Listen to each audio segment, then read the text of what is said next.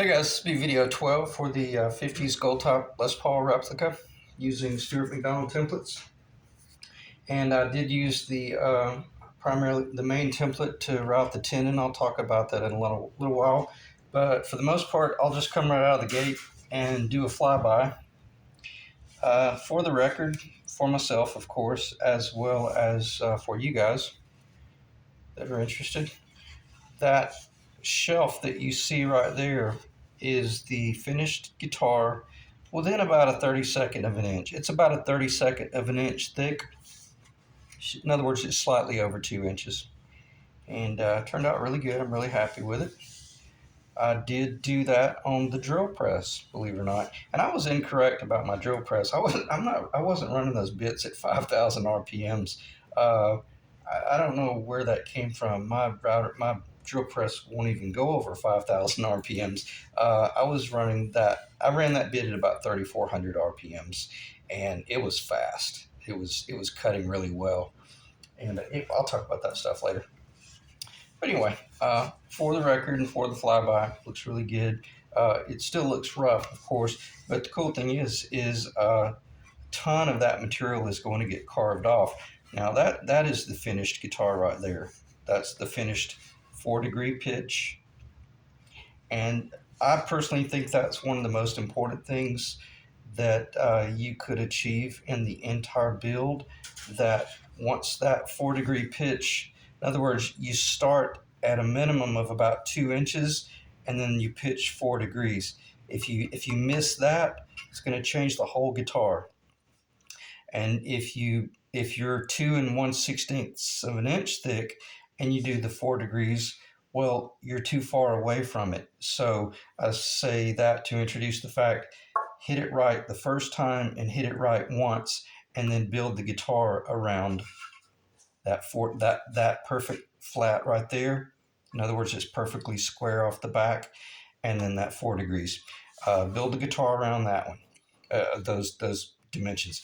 Even if you miss it and you got a little bit low, just suck it up and deal with it. Because if you start trying to make changes along the line to get back to a different location, it'll probably reveal itself. Okay, so let's do a weight analysis and very quick weight analysis, and then a tap tone, and then we'll get that behind us. Again, it's probably going to lose about another half of a pound, which I'll be really excited to see take place. I'm at 5.926 pounds. It's almost 6 pounds. So it's 5.926 pounds, 2,688 grams. So fairly light for a Les Paul. And does it feel good? It feels great. It really does. It feels really good. And the cool thing is, still got a lot of material to carve off. So let's do a quick tap tone. Get that off the table. And I'm not going to spend too much time with this tap tone because this is not the guitar. This is nowhere near the finished guitar. But I will go straight to the finish line and say I'm terribly excited to see that it's remaining very bright in the middle, and it's keeping its just real deep vocal ring as I go around the perimeter.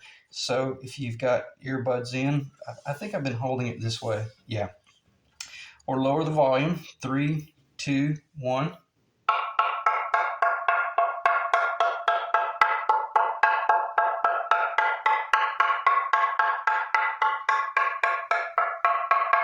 Up here, I made a mistake, and I hit that right on the corner. That's why it sounded kind of dead, so let me clean that up.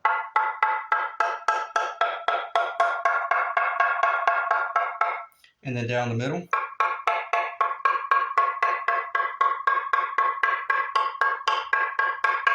Now the tone bars.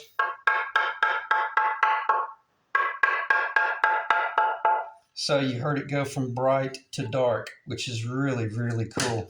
I'm going to do the back just briefly.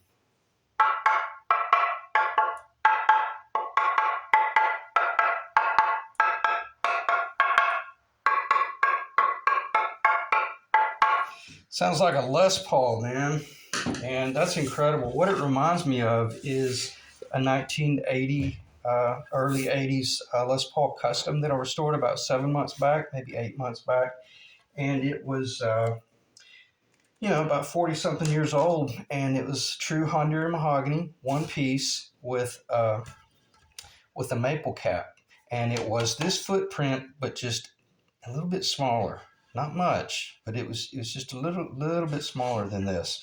Um, so I say that to introduce the fact that it truly is sounding like a Les Paul, or it's maintaining that sound. Okay, and as I mentioned, still got a ton of material to take off. So check the time. The camera is rolling, and let's talk about this shelf just a little bit, and then we'll transition very quickly into talking about that template right there. At this point, when I already knew this because I had already done all of my engineering, but basically that's your no, that's the E location. I'll show you how these templates work, even though I've already shown this.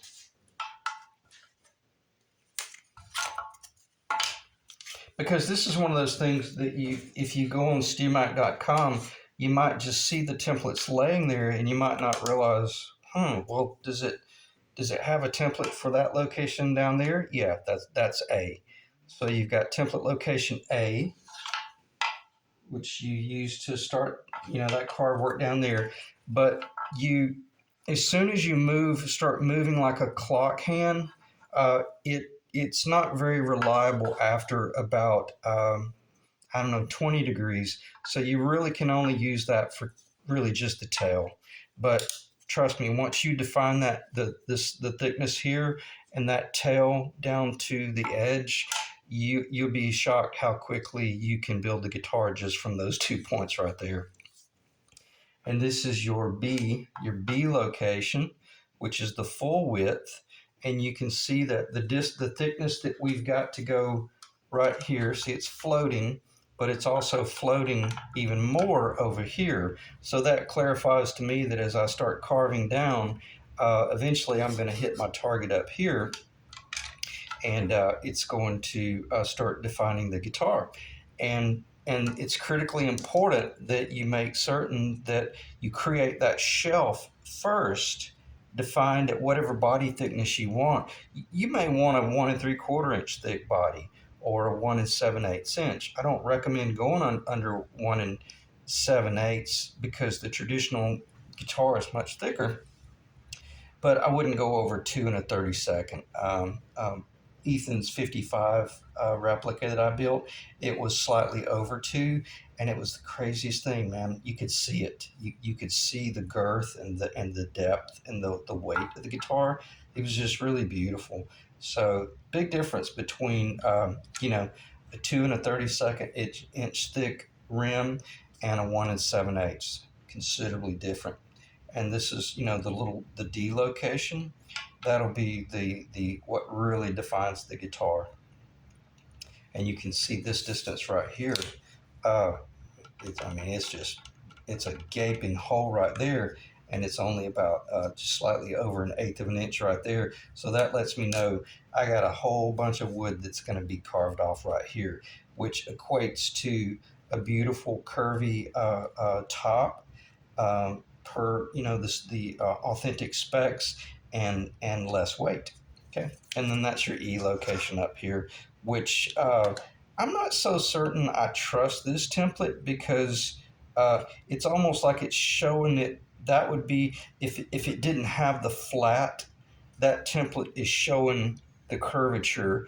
But I'm almost certain that once you do the plane here, that gets cut out of that curvature. I may be wrong about that, but I don't think so. All right, let me get a drink of water.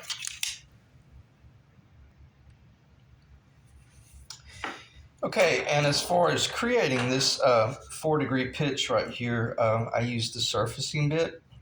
Now this I did do with my handheld router, the Porter cable, and my really large acrylic base. The base that I have on my router is, I think it's 3/8 of an inch thick, and it guarantees that I've got a substantial, platform that is also very much trustworthy. But I've got a jig over there that I slide this body up into that has the jig on a 4-degree pitch, and then I've got it designed where I can route down the middle, then pull the router out, and then move over, and then route over here. And that's critical that you come out of the gate with that correctly. Again, if you if you miss that, just build the guitar around wherever you ended up. It'll make it much easier to finish the guitar. Unless it's paint grade, you could fill it in with some epoxy or some material and repair it. And here's a nice cheat. I tell you what, let me go ahead and talk about this template. I did use this Stuart McDonald template and see they're scored. You probably can't see it, but that's the center. Just took advantage of that that exact same location, found the center, and then I did some masking tape and jet glue on the mahogany as well as on the underside of the template, and I jet glued them together, making certain that I stayed true to center. And I was a little bit apprehensive about running the router across just the template after I had already cut that pitch right there, because it's floating. But a trick that I've learned, I've never seen anyone do this. It works incredibly well. You can take some really nice erasers that are clean and very flat, because these things are, believe it or not, they're machined very precise, and you could use them as little supports. You saw that I made a mistake. I let it raise up. You have to discipline yourself that as soon as it kisses, to stop, because that edge of that eraser will actually hold the router. Keep in mind it's jet glued in place back here, and then maybe you come over here with one or two as well, or come back here and do it. But for the most part, I'm not kidding. That's exactly what I had in there. I had 2 erasers, and it guaranteed that my template didn't flex. Excuse me.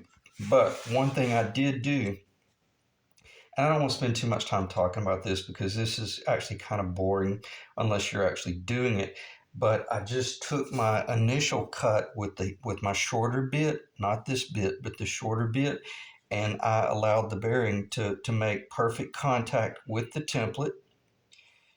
Did the very initial cut and only stepped down enough to catch the back, and then I removed the template, and then I just completely now I'm through with the template. Now I'm allowing the router to the base of the router to run right on this 4-degree pitch, and it had only been cut about that deep right there, if that, maybe that deep. And then I came in and did a lot of relief work with my Forstner bits just to mass out some of the crap. But be careful with that, because by the time you break down from one station and go to the drill press and then come back, sometimes it's best to just use your router and kind of get back in the feel of working with the router and work your way down to your target. And if you want to know the truth, that's what I would recommend, because even right here, I almost ate the candy bar. So I can't remember what happened, but I came out, and I think it might have been that whatever happened, the router bit jumped over and took a little bit of a bite out of that front right there. And man, I mean, if I had put a little moon in there, or a little crescent moon, I would have been doing some sort of repair, and it would have been a nightmare. So again, just know that complacency will definitely get you. And it just happens to the best of us. So anyway, let me check the time. 14 minutes. And so use your erasers. You'll be surprised under your templates. And sometimes that works really good if you're working with a situation where you do need to do some fairly serious routing.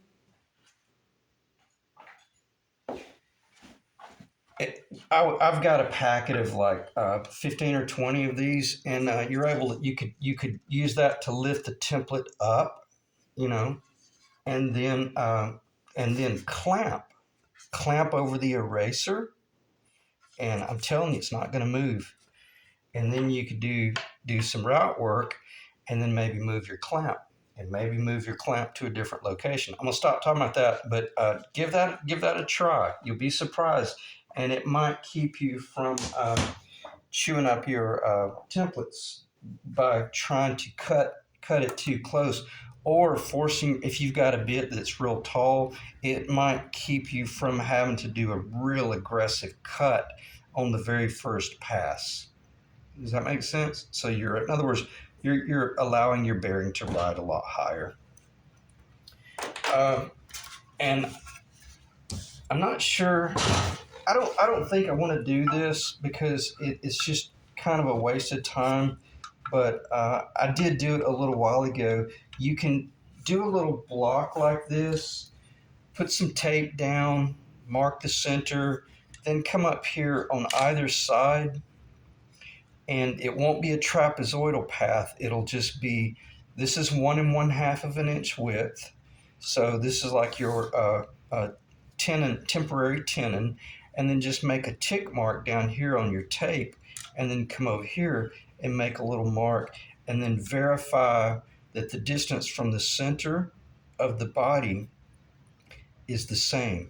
And if this is 1 1/2 of an inch, then your target should be 3/4 of an inch off the center, correct? And that's exactly what this is. I could prove it on camera if you need me to, but I don't really have to because I know it's true. And the cool thing about that, what does that guarantee you? It guarantees you that this job is about to get very easy. And it's going to be like doing Legos, because this tenon's already cut at 1 1/2 inch, a certain length here, a certain thickness here, and I don't know if it'll show up, but see that target right there. Let me see if I can get it to lay flat.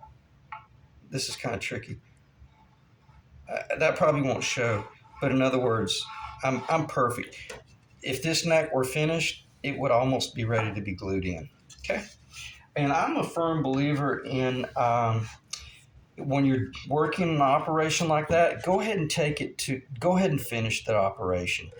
Because I used to be bad about just doing the first pass and then coming back and later on and doing all the finish work later on.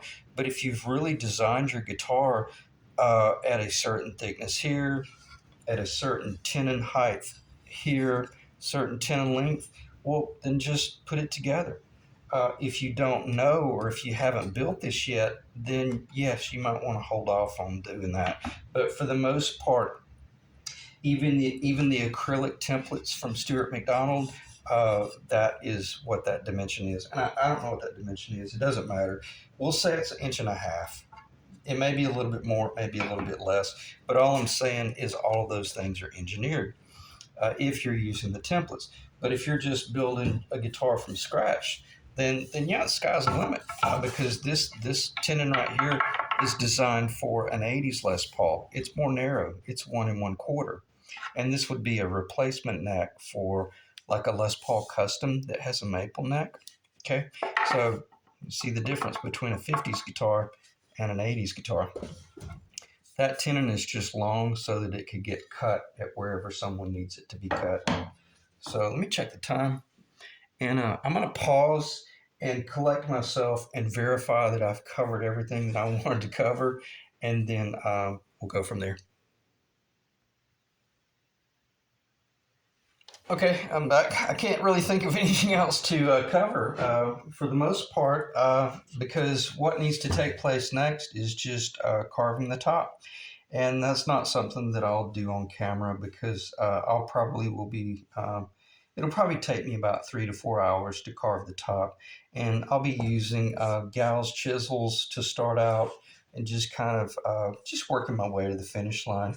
And also because I used to build the jazz guitars and carve the top so much, it's kind of enjoyable to get to do that. Just put on your favorite favorite jazz music and just sit back and think about what it is you're building and just bond with your subject. As an industrial design buddy of mine used to say, study your subject. You have to study your subject. And it's cool when you truly slow down and start carving into it. You start just, you start really enjoying what you've achieved. Because if you made it this far, man, you really need to be patting yourself on the back.